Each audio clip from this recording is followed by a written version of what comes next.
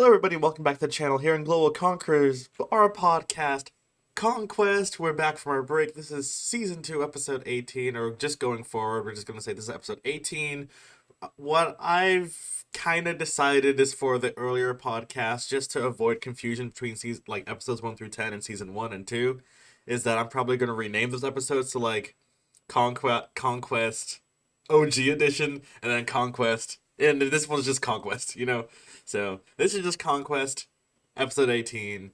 It's your host, Frenzy, with Has been, or Angel, as you know me as. Oh my god.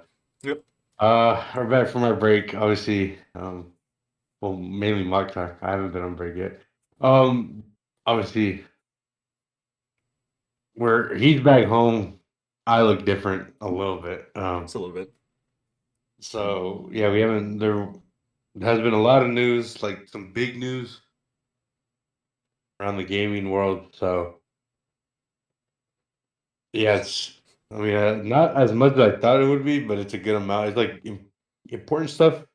Mm-hmm.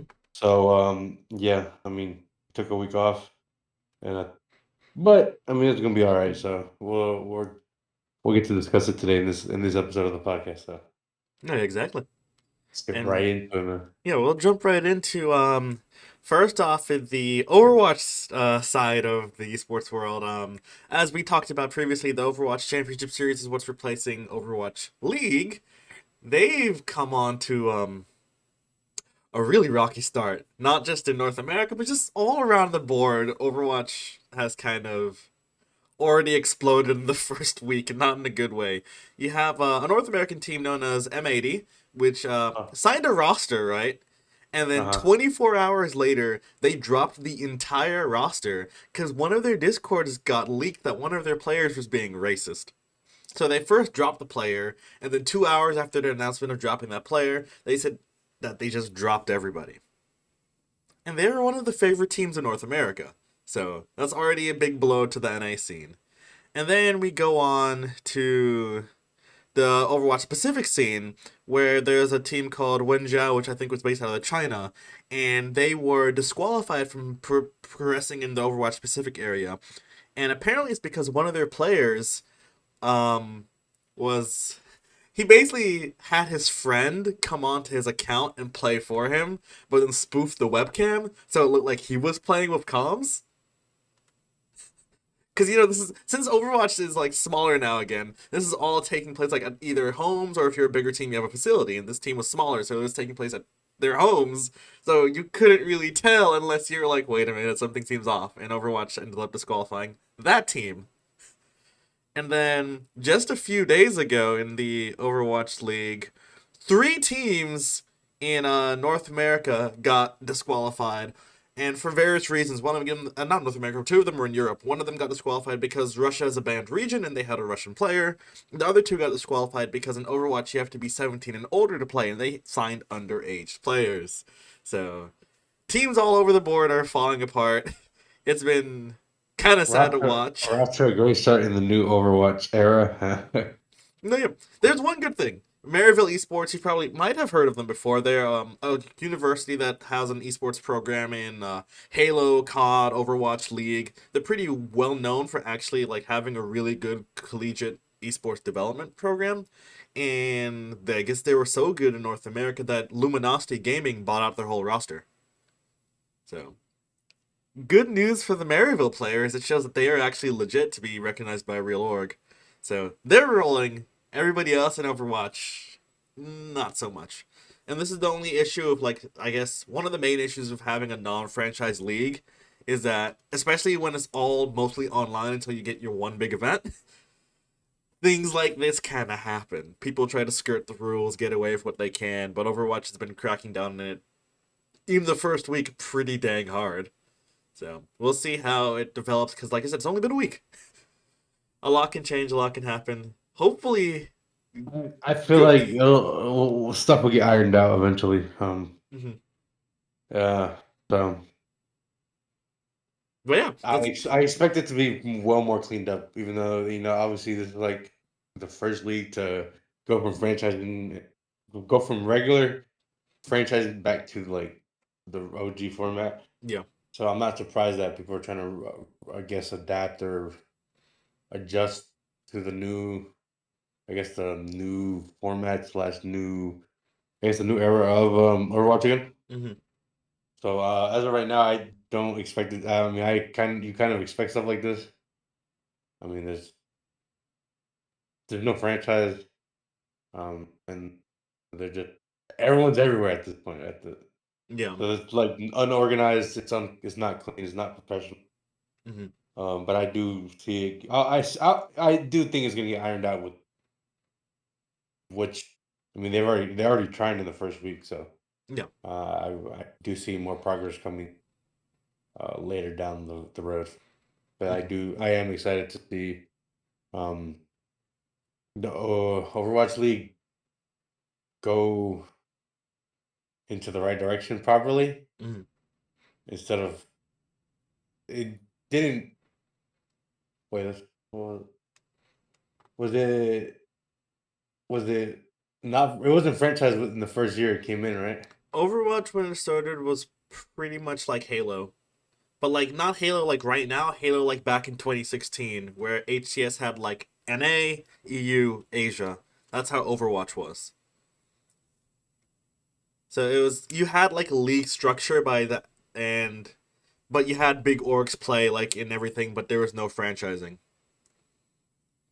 And now they're kind of gone back to that, but it's very much more relaxed. It's more like Halo now than how Halo was in 2016, where anybody can go on Face It, make a team, sign up. And with that, since there's no like anybody signing like player contract, some teams don't have player contracts. Some teams don't have any funding, like in Halo.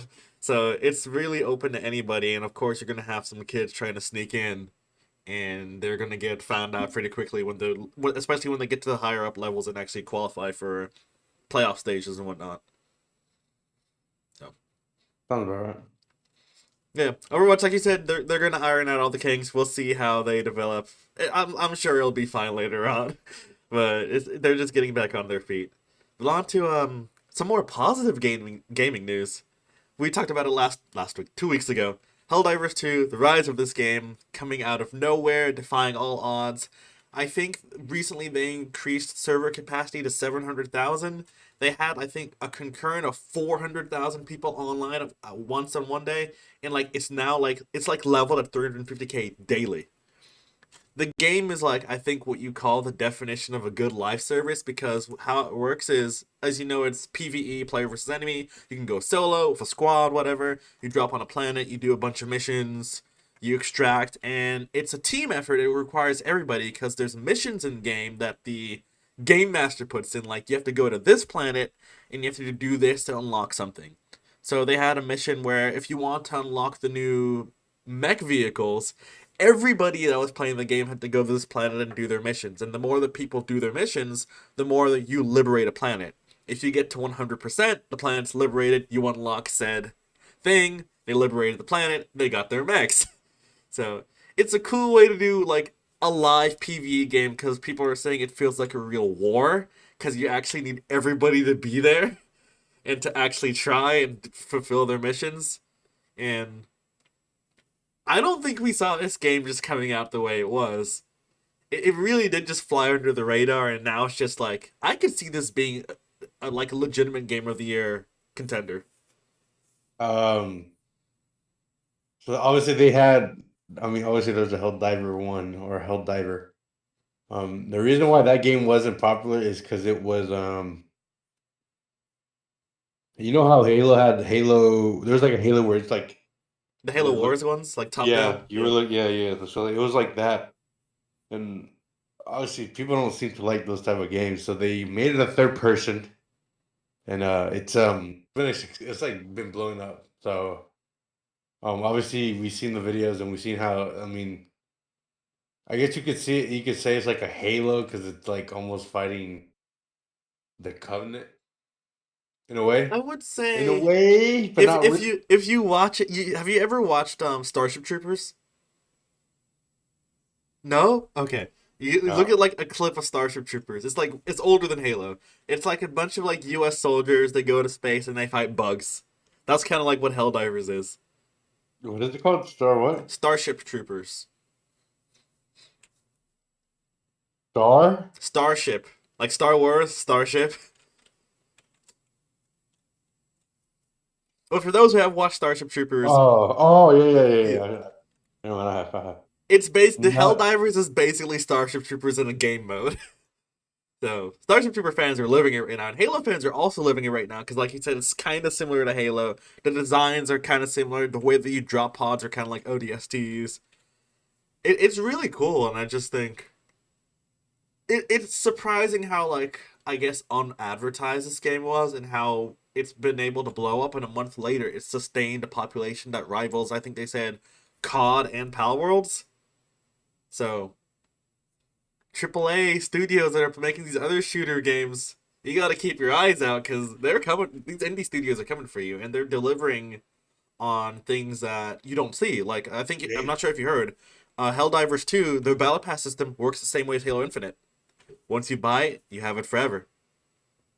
Now there's two games that do that. which I think should be in every game. Mm-hmm. I don't think it should just be in just the games of Halo and um but obviously you could tell Helldiver like the Helldiver devs and the people that make the game are listening to the fans. Obviously we've been talking about this that what people want is what they should get. Mm-hmm. And it seems like the Helldiver devs are listening to them. And I mean congrats to them. I mean they expanded their servers a little bit more and they're running great. Heard good things about it.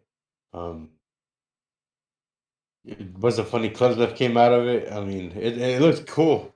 Oh yeah. I thought it looked like Destiny, but it doesn't. Not even close. I just want to say, if any Helldivers dev are actually like watching this, please expand to Xbox because I will legitimately buy this game. $40 down, easy. I mean, I could play it on my PC, but Well, yeah. I need I to don't know. upgrade my PC for that, so I prefer if it came an Xbox first. It's already since you can already play it, but it's really good year already for indie developers. You had Pal Worlds at the beginning of this year, and now you're 2 months later, and you have Helldivers. Who knows what we'll have going forward with other indie games that just kind of come out of nowhere and just rival AAA studios that make the games like COD, Halo, Destiny, Fortnite, and show that you can actually listen to your community and develop something that's actually worthwhile to buy. But we'll have to wait Yes. and see. On to something that kind of affects us, considering that we're doing a live Minecraft series. Minecraft announced that there will be new Wolf variants. They're coming out with, I believe, 8. Let me pull up the list real quick. Yeah, 8 new Wolf variations, and they'll be both on obviously Bedrock and Java. The first one is the Pale Wolf. The Pale Wolf is the wolf that we have now. This wolf will be found in the grasslands, spruce trees, and taiga biomes. You're gonna have the Rusty Wolf, which is like a wolf that's like very brownish, hence like the rust name. This wolf will be found. Really? Yep. This wolf will be found in the jungle areas. You have the spotted wolf, which kind of looks like a hyena. This wolf will be found in the savanna areas. You have the black wolf, which its name, it's literally black, which will be found in the like the transition biome for the taiga biome, where you find like the trees that are like somewhat growing. Remember where we were in the Minecraft series and we found that giant circular hole in the ground? Yeah. Yeah, that biome. Yeah. Yeah. You have the striped wolf, which will be found in the woodland badlands. It's like the desert-looking mountain areas. You have the Yep. Yep. snowy wolf, which will be found in the snowy area. And, mm, The ashen wolf, which will be found in the area where a house is, actually, where it's like a snowy forest. The woods wolf, which will be found in any of the forest biomes. The chestnut wolf, which will be found in the old growth spruce taiga biomes. And then also with all the wolves, we'll be getting customizable wolf armor. It'll be able, so basically when wolves take damage when wearing armor, the wolves actually won't take any damage, only the armor will. Once the armor breaks, then your wolf will start taking damage. So this is a good way now to actually motivate you to not leave your wolf in your house and actually bring them with you on your adventures to go fight, because now fight They're without useful. dying instantly. They're useful Hmm. now. No, yeah, wolves are now useful. So, Took them how long? To actually be um, considered any type of help. they were a good home decoration. Besides that, it was kind of bad to have them go around because they'd die like in 2 to 3 hits to most mobs, or like a creeper blows up, your wolf is kind of dead on the spot. That's why I never got. I didn't get them. Hmm. They just weren't really. I mean, they weren't really useful. No, yeah, yeah. I mean, they were help to get some damage and off of, but they would die in like 2, 3 hits. Yep. Like I said, now So Minecraft makes them useful. So, and like now it's cool because now you have wolves that are different colors, and then you can add the armor, which makes them more customizable. So this is a cool way to take an old mob and make them more dynamic, I'd say. So, good things for Minecraft. On to this one, unfortunately, we are gonna be playing this after this, so I'm not sure how much we can talk about it. But there was a Fortnite event that happened while we were gone. There it's was a just there. Pandora's box, giant hand came out, fire tornado spawned, destruction across the map. Now there's Greek gods and goddesses roaming the map. This is the Oh, first battle pass on Fortnite to have, I think, only one tie-in character, and it's an extra edition character, so it's not the level 100. I think it's after you finish the battle pass, and it's Avatar Korra from the Legend of Korra Avatar series. Besides that, it's all Greek gods and goddesses. So this is like Fortnite kind of going back to their pre 2020 battle pass variants, where like there wasn't like Star Wars characters scattered throughout, Marvel characters. It's like all OG characters and then one time character for the not cake OG. topper. You mean like there's no special icon getting in the battle pass, or like there's no No collaboration. There's just collabs. straight Yeah, up. There you go. yeah, yeah. Besides like the Avatar one, but like that's not even in the battle pass. Hmm. Well, yeah, I know what you mean. I understand what you mean. Yeah, I'm not if there's anything you want to add about. Did you watch the event or? Well, I actually have not, and I still have yet to see it. I heard about like what they were doing. Hmm. I haven't heard many people complain about it. So I mean, it must be either good or decent.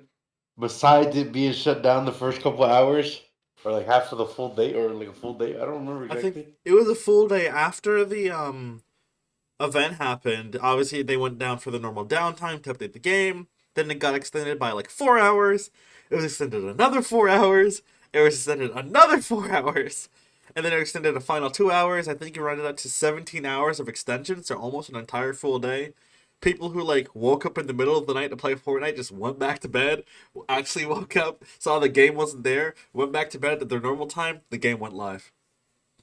So they were having some issues, I guess, transferring the servers. So it was their longest downtime, I think, since the Black Hole event, which was intentional. That was intentional though. This one wasn't. Yeah, Uh, no, it was wild though. But Fortnite's up and running now. People, like you said, I haven't really heard too hey, much about it look, this season. look. I'll never doubt Fortnite. I mean, after the insane stuff they've been doing recently, and then stuff they've been doing for the last couple of years, uh, can't really get mad at them. Um, for being if they go down and shut down and they're delaying stuff, always Fortnite always delivers one way or the other. So I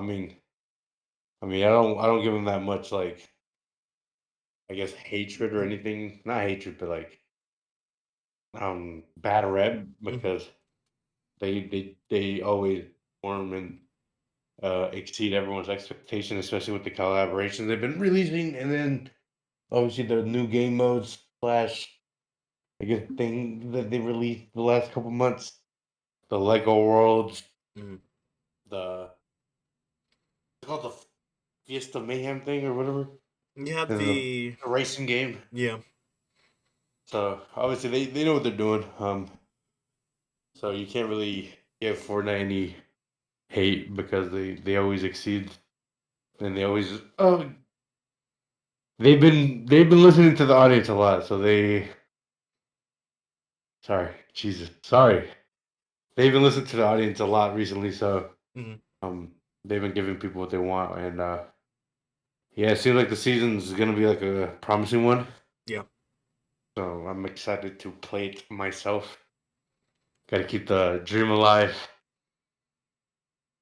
of winning every new. Yep. Uh, Okay, this is completely sidetracked from okay. anything podcast related, but I was staring at your Atlanta United scarf in the background, and I was just wondering, what did you do with the one I gave you?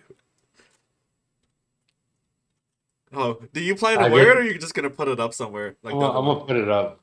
Mhm. I'm probably gonna put it like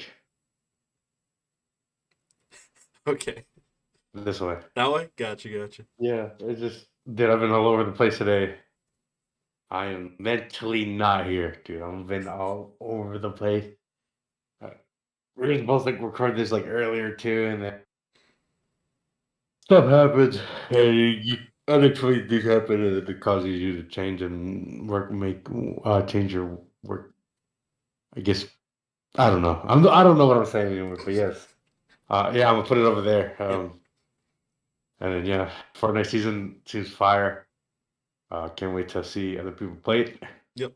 Well, I can't wait to see gameplay on it I mean, we'll because see it soon because we we're gonna planned it. play it, but I want to see how pros are gonna be playing it, Yep. especially with like the insane like power ups and like being able to throw like lightning bolts Hmm. and like it's a long thing, but yeah, can't wait to play it. Obviously, we'll see, but yeah, It's looking promising, but yeah. On to other, I guess this is esports news, but it's also technically not esports news. Crim6, which was a who was a famous Call of Duty pro. he was the goat of COD. I Yep. mean, most winning this championship in COD history and tied with tied for the most world championships in COD. I think so. Yeah. So I'll speak on this a little bit. Yeah. Go So for it.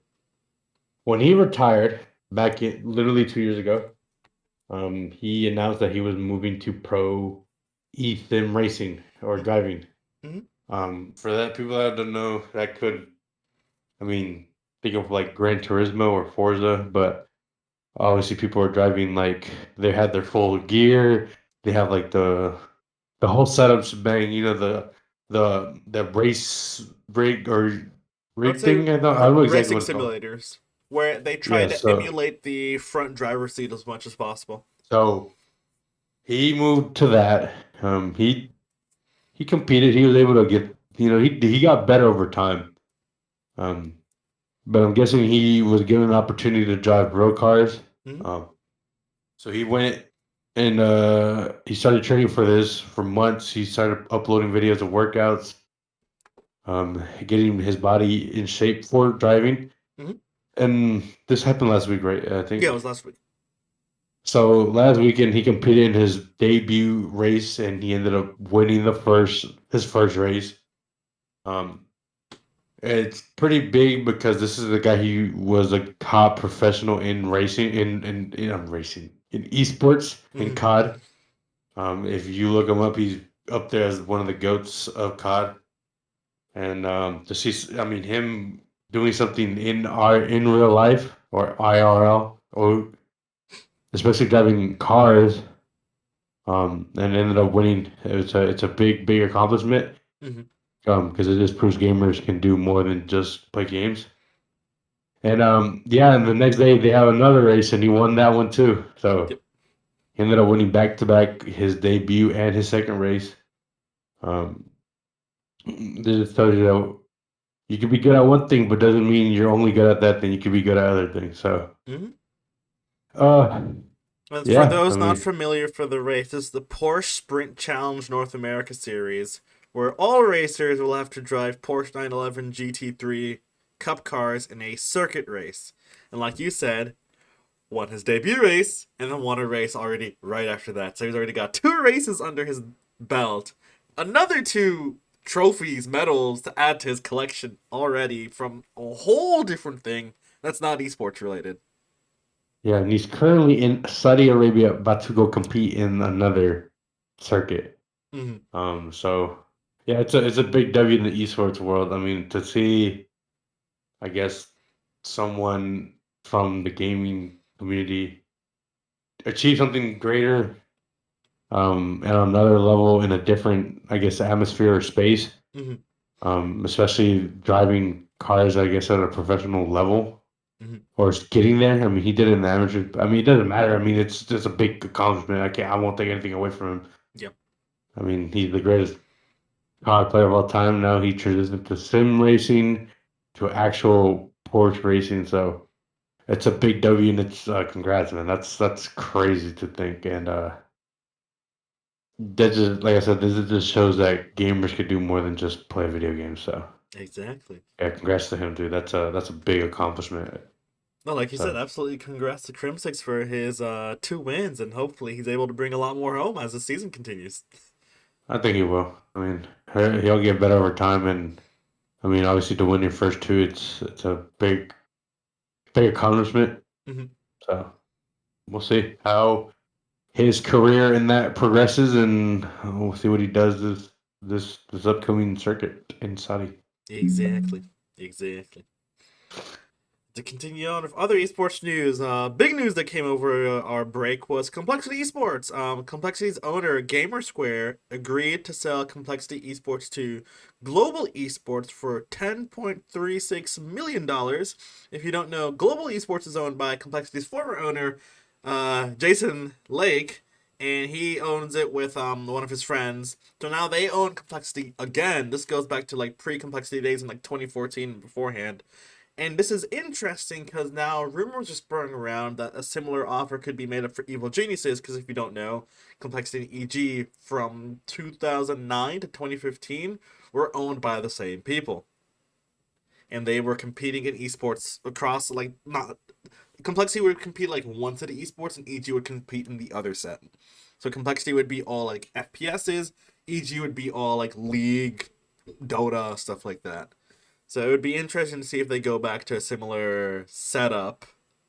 But for Complexity's side, it's pretty good because they're still in games like Counter Strike, Rainbow Six, and now having their Okay, core member back, their core I get owner, it. like literally. So let's just say EG does sell the get goes back to the original way they did it, right? Hmm. Do we see the OG logo coming back? Yes or no? I think probably not. I think the current Or it's gonna be logo, similar? the current logo honestly has been received well enough by fans because it still looks like the old logo, just the two like sharp bits coming out from the top and bottom is no longer 3D. I don't mind it anymore, to be honest with you. Okay, It's the second logo when it was just the text. That was uh, ugly. Never go back to those days. The go current back. logo, that's fine. I don't mind at all. Okay, well, make sure. No, yeah, yeah. If they go back to the OG logo, that's completely fine with me too, because my jersey has the OG logo. But I'm fine if they stay with the current one. Okay. Yeah. But Complexity fans, I'm sure they're happy with going back to their roots with their previous owner who brought them a lot of fame in different scenes. Like I think COD, right? Yeah. Yeah, COD and CS:GO, obviously, like I said before. So Complexity's going back to where they were. On to League, though. LCK, as we talked about last time, was facing DDoS attacks, and I covered it actually in the GC shorts that we had that went out last week. And as of last week, LCK was playing pre-recorded matches, no audience. It was kind of sad to watch. This week, they're doing live in the studio, no audience, just to see how it goes. And after that, if everything is determined to be fine, they'll go back to doing live in the studio with audience. So LCK is being slowly worked back up to where it's supposed to be.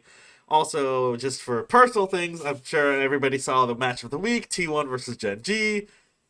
Tells all this time, T1 gets slapped by Gen G, the one team in the world that they can't beat. I'm not sure if you saw the first game. T1 didn't get a single kill. Gen G won in 20 minutes, 13-0. Game 2 was a little bit closer. Gen G won about 30 minutes. It was like 14-7 or so. Basically, as we talked about the past few years, T1 is the best team in the world, but if they go up against Gen G, they die. So if T1 wants to win Worlds this year, they gotta hope again that they don't get in the same side of the bracket as Gen G. Because if they Or do, they could just, it's or they could cooked. just beat them. No, Or yeah, they could just beat them. they're now. It's been 4 years in a row. T1's beat Gen G once in the past 4 years. I don't think it's happening. Okay. Gen G is a team that's built to fight against T1. That's it. Yeah, yeah. But in the long run, it sucks because then they aren't good enough to beat anyone else. Yeah, that's the problem. You would They think made this beating team just to T1 is beat what. T1. Yeah.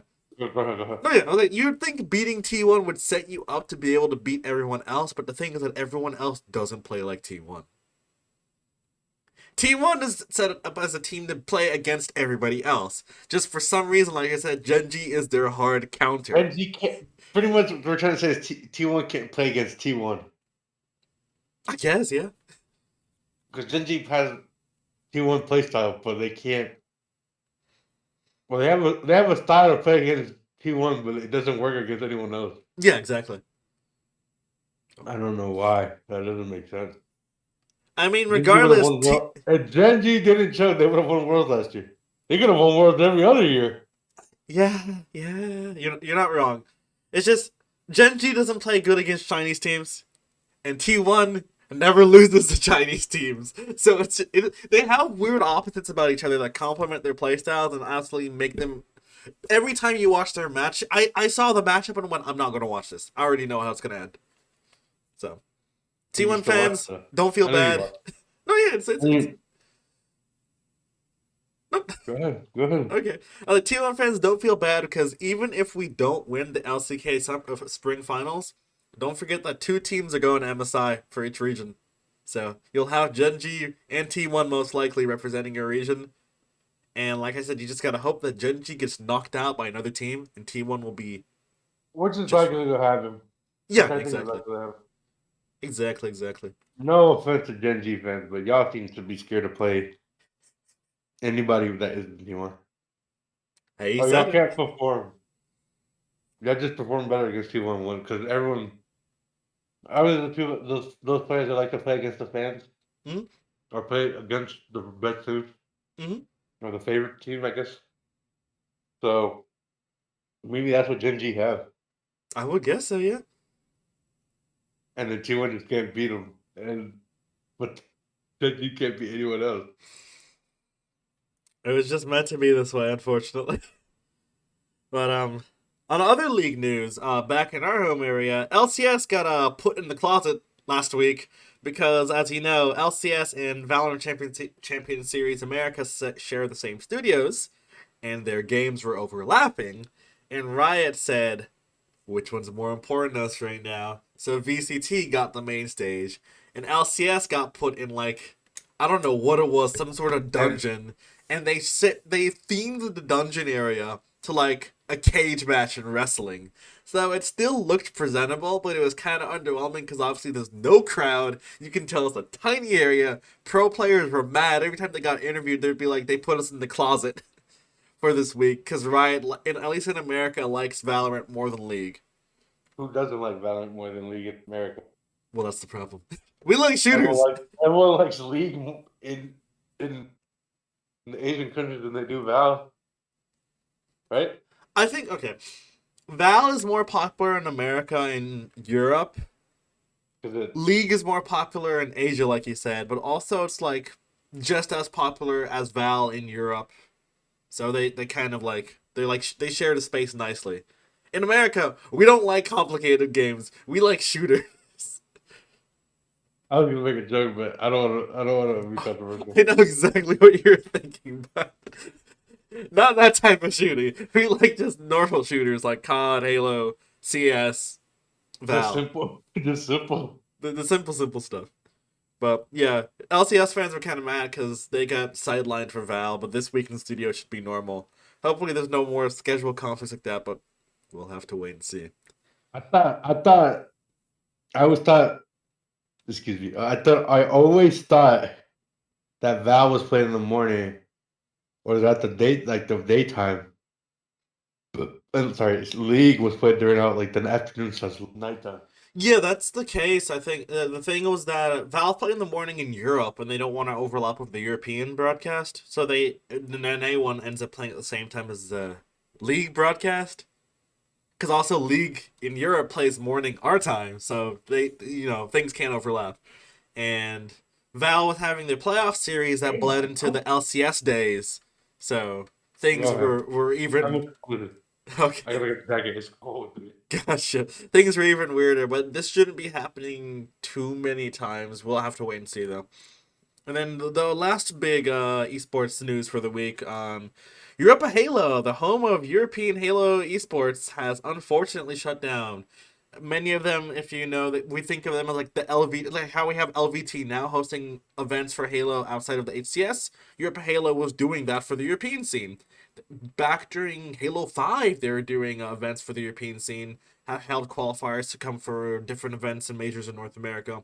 When Halo was doing the Halo 3 stuff, they were doing all that stuff. And during Halo Infinite, like I said, they were the LVT for Europe. They kept the EU scene alive. Without them, the EU scene is going to be kind of on life support now. Imagine if LVT collapsed in Halo right now, we would only have HCS events, which are like every 2 to 3 months. Hey, bro. Halo would die. LVT have been saving the Halo community these last couple weeks. Yeah. Oh, I thought you froze. You freaked me out. Yeah.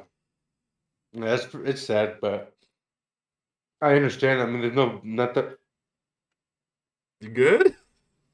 Holy! What happened? I don't know what I pressed something and it chirped really hard and I'm like ooh. Um, what was I saying before I tweaked? You said LVT kind of like saved the Halo community. And they've been keeping the community like fed Yep. while HCS was tripping balls and trying to figure out what they're gonna do. Yep. And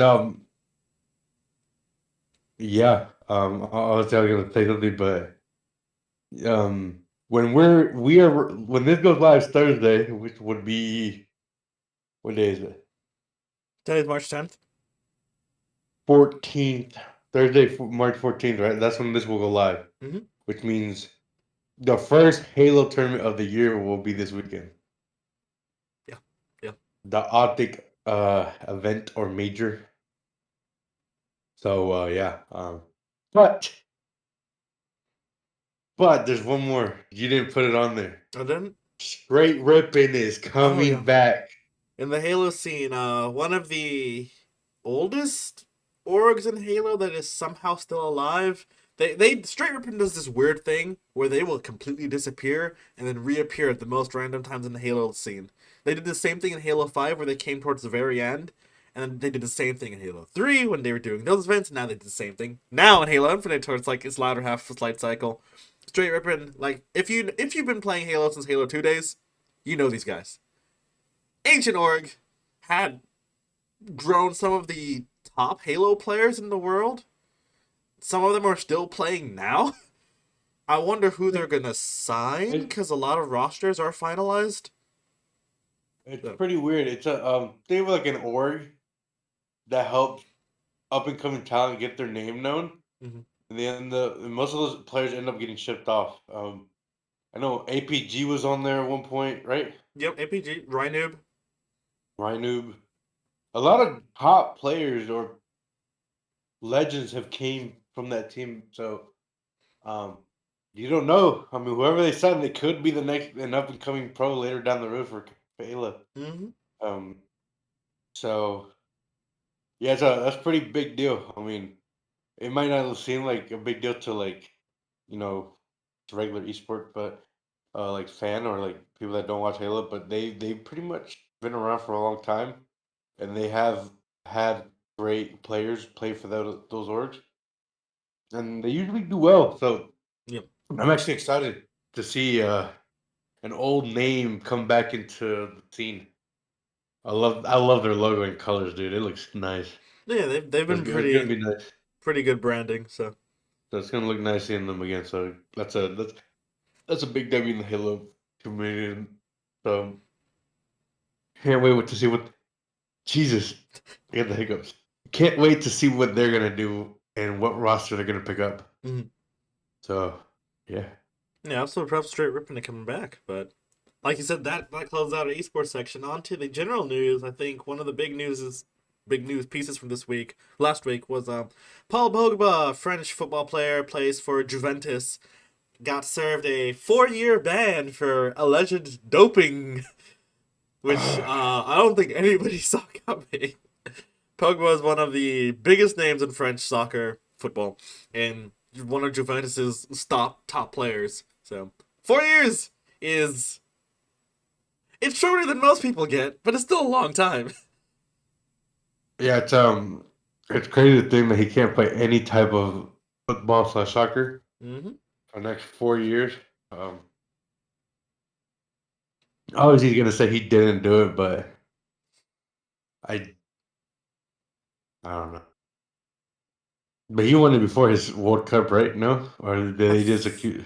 I'm not sure when they're saying that he started doing it. I just know that they said that he has. Yeah, So playing the game for 4 years without playing the game you grew up and loved as a kid mhm. to be banned from it for the next 4 years of you lose you lose football cred and a lot of I guess a lot of big teams don't now have like suspicions about you. Mhm. So obviously, I mean, obviously he won't be able to play 4 years, right? Yeah, But it's like, okay, once the 4 years are up, what then? Who's willing to take a risk on him? You know? I think what you see is that his buying price drops a decent amount. He's also not going to be, you would assume, not Hey, near his 11 prime. United, just throw some cash over there, my boy. Didn't we have the other Pogba brother at one point? We had it. We had his brother. Yeah, I want the real one. maybe one day. But we gotta wait. We gotta wait 4 years to see what happens to this man. Because 4 years, but in 2 years we'll already have a World Cup in our backyard. Another 2 years, I we'll be mean, I halfway to don't another one. even if he wasn't suspended, I don't think he was going to get called up. No, yeah, probably not. He's way past it. How old is he? He's like 30 something, right? So yeah, around that age.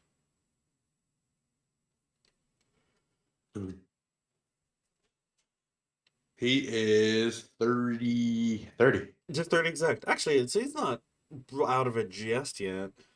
He'll be 32 and they won't bother taking a risk on him because he won't be able to, I mean, he won't be able to get called up anyways. I mean, he doesn't play for no club. He doesn't play for nobody. Mhm. He's banned and do I see a team picking him up after the 4-year ban? Probably. Probably, yeah. I wouldn't be surprised if some team in Saudi Yeah, it's gonna be one of the Arab nations is probably gonna pick or him up. or the MLS. So we'll see. Mhm. So, but I wouldn't be surprised if I see him in Saudi or somewhere in the MLS in Miami. Hey man, we got two retirement homes: MLS or Saudi Arabian League.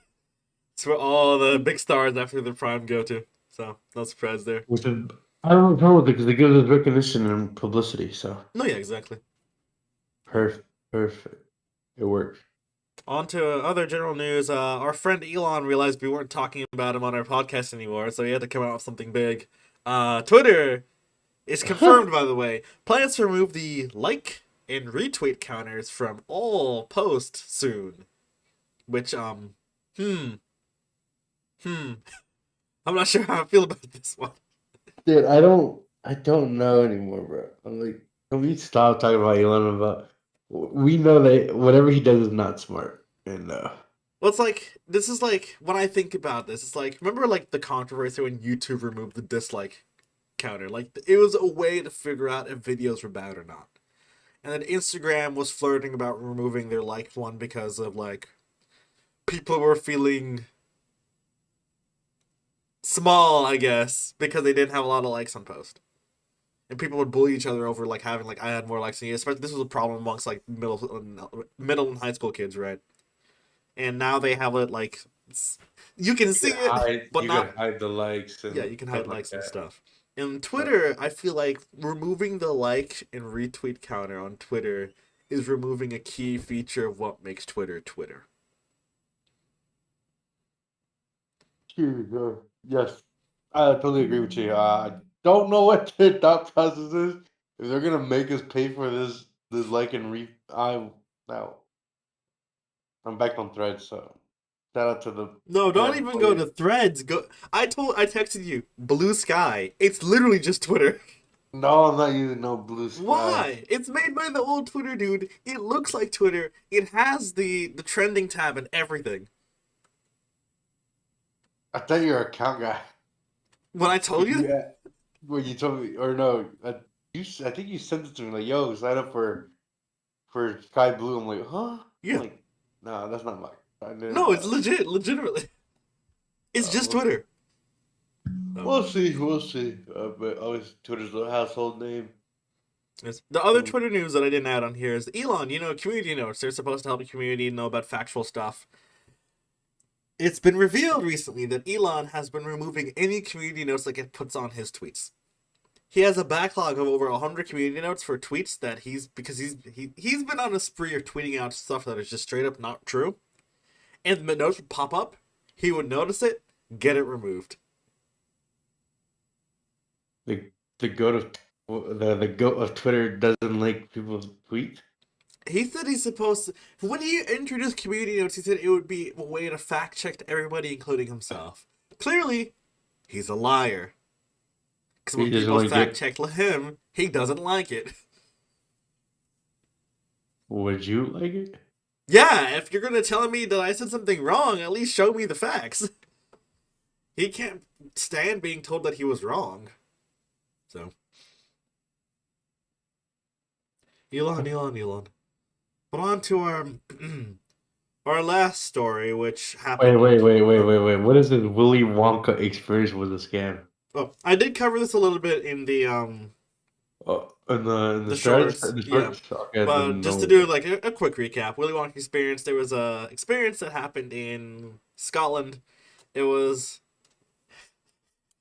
it was I saw the clips and videos that came out about it. no, yeah. There's a company that was like, we're gonna have a Willy Wonka experience. It's like $40, 40 USD to go there. It was supposed to be this big like immersive world. Apparently, the people who made it like used an AI to generate a script for this walkthrough attraction. They had like barely any theming. The AI created a whole new character called the Unknown, which is not even in Willy Wonka. Okay. As we were saying though, for the Twitter, I like Elon censoring himself on community notes. He just does what he does, but nothing really Elon more to got add to that. Elon got towards him. He don't care. He'll do Yeah, whatever. He'll do whatever he wants, whenever he wants, and however he wants it. well, that's the problem. But hey, he said he's gonna make sure this site is free, fair, and equal to everybody. Clearly, he's like I said before, he's kind of a liar sometimes. So, and he gets butthurt when people criticize him. But nothing we can do about that because Twitter is his site. But to move on, actually, before we go to our final topic, this is stuff that's happening right now. Um, big sweep for Oppenheimer for this Oscars Academy Awards event. They've won. Robert Downey Jr. won Best Supporting Actor. Oppenheimer won the Best Picture. Um, Christopher Nolan won Best Directing. Cillian Murphy won Best Actor in a Leading Role. Like, absolute sweep from Oppenheimer. Oh, yeah, and Ludwig won Best Soundtrack. So, I don't think this was surprising to anybody who's paying attention. Hey, bro, about time Robert Downey Jr. got his Oscar. Mm-hmm. Needed that for a while. No, yeah, he's been nominated 3 times, and this is the first one. So, absolute Yeah. congrats to him. Yeah. Then on Yeah. the other side, in the sports world, the U.S. women's team just won the Gold Cup against Brazil 1-0. People were worried for a second because they weren't looking too hot a few weeks ago. I know. But, I haven't been keeping up. mhm. I haven't been keeping up. I'm not gonna lie. I know they're in the finals. I know that. I just didn't know who against those Brazil. Mhm. Um, I don't know. I just didn't know who they played, and I know they were playing the final. I just didn't know who they were playing Mhm. and when and why, or not why, but for what, like where and why. Mhm. The fuck? Where and what time? Jesus. So yeah, I didn't. I know they playing. I just didn't know where. I won't say it again. I'm not gonna say. I'm just not gonna say. How I just not say it? Congrats to the U.S. Yeah, women's congrats to the team U.S. for winning the the- Gold Cup. on winning another trophy, like always, in what you do best. Best women's soccer team in the world. So, but to move on to our final story, I'm sure, especially if you're well versed in anime, TV, anything, I'm sure you've heard Japanese author, creator, manga artist, and anime producer Akira Toriyama, the creator of Dragon Ball, unfortunately passed away at age 68. He was in his mid 60s, I know for sure. Unfortunately, it has to do with bleeding from the brain. He passed away on March 1st. His family revealed it about 3 days before we're recording this on March 7th. So, big shock to the world because considering that he was only in his 60s, he still had a long Come, life ahead of him. come more. Like Yeah. really a lot more. No, yeah. And he was No. working on still works for Dragon Ball. As you know, he was famous for his works in Dragon Ball and Dragon Ball Z. He went to do help for the art design in different games around the franchise. The whole thing is that like Dragon Ball inspired much of what we consider shonen anime that's made for boys. It has a lot of action and fighting and stuff like that. He is like the founding father of this genre. If you know anybody that was like, I believe like in our high school, almost everybody that we were friends with knew Dragon Ball. They grew up with Dragon I Ball. mean, This was everyone one of knows. their. I mean, even I know about Dragon Ball because my cousin watches a lot of it. Mhm. So It was yeah, one of I've got, Japan's biggest things around the world besides like Pokemon and Naruto. yeah, yeah. Actually, you got a point because it's very popular in South America too. Because obviously we you told me about it. Hey, like why is this so common down there? Mhm. I don't know. I think it's just an anime everyone likes to watch, and Well, I figured um, out actually recently, and it was I know at least specifically for Mexico. In Mexico during the 80s and 90s, their children's television block didn't pick up many foreign shows or many shows at all. So one of the ones that they were showing very frequently was Dragon Ball because it had a high episode count, was easily translatable to the local language. So it was just easy to distribute, so everybody knew it. People grew up with it. It kept going as they grew up. It's still going now. So it's like it was just one of those things from your childhood that people were able to hold on as a memory and just continue on throughout their lifetime. And it impacted a lot of, like I said, a lot of anime, a lot of movies. You see Dragon Ball references in American live action, American cartoons, American books. Everybody knows Goku, Vegeta, whatnot. It's it's a franchise like Star Wars. Everybody knows it. If you like it, you hate it, you know it. It's super impactful. So it's really unfortunate that. Oh yeah, yeah, literally. So. so pretty. It became soccer because I heard about it around March 7th, the day they announced it, but like at 10 at night. Mhm. So I would assume it's because the time period over there was different than one There's here. yeah daytime over there when there's night here. Yeah, I was just chilling, and then my phone like I think Instagram, and Twitter was like really slow. When what the what happened? Yeah. I was like someone like big must have like passed away, and then it said creator of Dragon Ball Z has passed away at the age of pretty sure it was I think, Mhm. and then bro, it was everywhere. I'm like, oh wow. I mean, Dragon Ball did influence a lot of people. Yeah. Obviously. You know Um, it was big because like, if you I'm not sure if you know like China and Japan don't have good relations, but China's foreign minister literally came out the day after and said their condolences for his passing. The French president made multiple posts about it, about his passing. Like heads of states of other countries have been recognizing this man for their contribution to just media in general and his culture and impact in the world.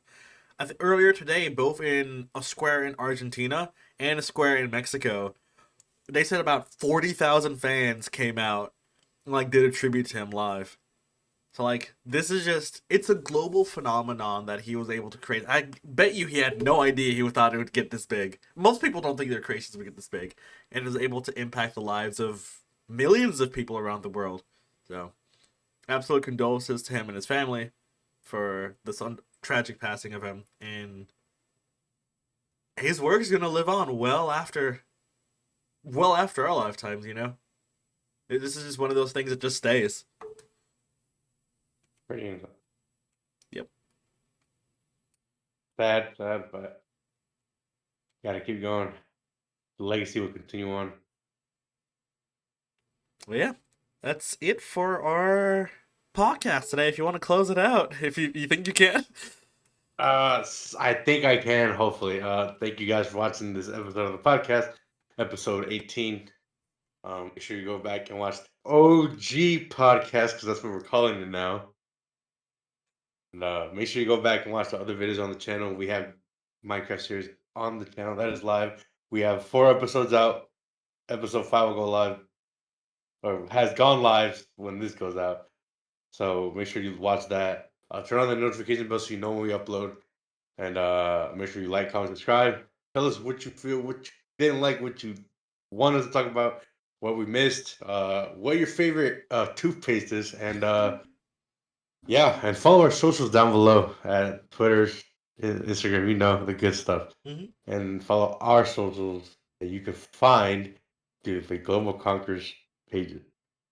But that being said, been your host or co-host Assassin with SMGFrenzy. We will see you guys in the next one. Peace. Goodbye.